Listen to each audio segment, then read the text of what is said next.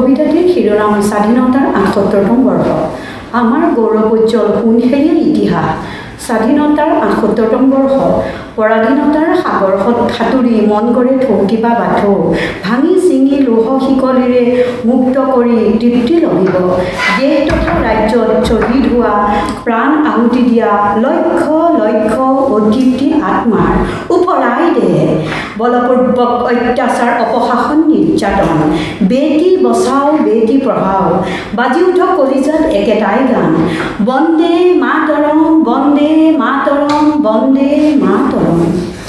স্বাধীনতাৰ ৭৮তম বৰ্ষ গৰকিলে, কুসংস্কাৰ অপসংস্কৃতি আঁতৰি নগ'ল। ব্ৰিটিছ উপনিৱেশিকতাবাদৰ পৰিৱৰ্তে দেশ তথা ৰাজ্যত অন্যান্য শত্ৰুৰে ভৰি গ'ল। আজি নিজ নিজ ভাই ককাই মাজতে আত্মগৃহকণ্ড। দেশ যায় জাতি যায়, মাত মাতিবলৈ কোনোৱেই নাই। হত্যা হিংসাই চানি ধৰিছেহি সমাজ। ত্ৰদূত থাকিবনে বাৰু জীৱশ্ৰেষ্ঠ মানৱৰ সভ্যতাৰ সংস্কৃতি?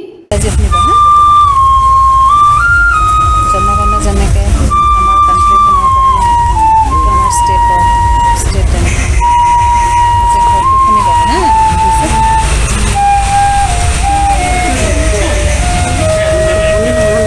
মোৰ কবিতাৰ শিৰোনাম এটি মাৰল ঘৰৰ সাধু কথা।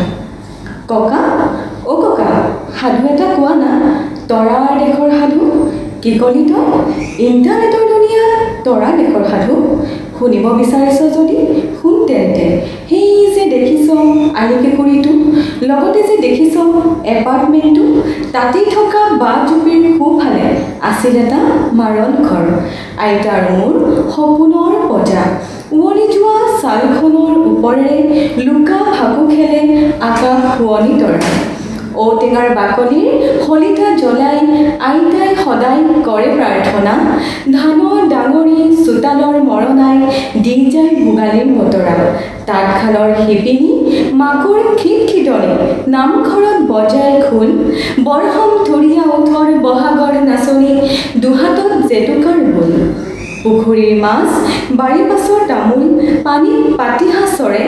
আঘোণৰ পথাৰত তামোলৰ হেলেঙি বোৱাই দাৱনীয়ে লেচেৰি বুটলে। শৰতৰ সন্ধিয়া শুভ্ৰ শেৱালি চোতাল উপচি সৰে। এৰিয়া চাদৰখনি গাতে মেৰিয়াই আইতাই মালা গাঁঠে। আইতাৰ হাতৰ খাৰলি টেঙা জুহালত নাপায় আজৰি।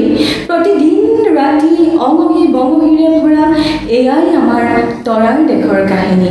কিন্তু কৰিবি কি, সময় সলনি হ'ল গোপাল, সময় সলনি হ'ল। উৰুখা ছালখনৰ খেৰবোৰ এতিয়া ক'ৰবাত হেৰাই গ'ল। ধাননি পথাৰ আঁতৰি এতিয়া কোম্পানীৰ ৰাজত্ব হ'ল। গৰখীয়া ডেকাৰ সুহুৰি এতিয়া নাজানো কেনি গ'ল। মাকৰ খিটখিটনি শিপিনী হাঁহি শুনিব নোপোৱা হ'ল। ঔটেঙাৰ বাকলিৰ শলিতা এতিয়া সাঁথৰ হৈ পৰি ৰ'ল। গছকত দুবৰি বন মাৰিবলৈ চোতাল নাইকিয়া হ'ল। ঘৰবোৰ আকৌ আজিকালিচোন স্কুৱেৰ ফিটত পোৱা হ'ল। মাৰল ঘৰক এতিয়া আকৌ বেডৰুম ড্ৰয়িং কাম ডাইনিং ৰূপে নতুন নামকৰণ হ'ল। শুনিছনে বোপাই, সময় সঁচাকৈ সলনি হ'ল। হেৰাই গ'ল তাহানিৰ সেই নিভাঁজ আন্তৰিকতা। পৰিৱৰ্তনৰ ধামখুমীয়াত আমি সকলোবোৰ যেন যান্ত্ৰিকতাৰ একোডাল ৰছীৰে বন্ধা। এনেকৈ ইতি পৰে সেই তাহানিৰ মাৰল ঘৰৰ সাধু কথা। নমস্কাৰ।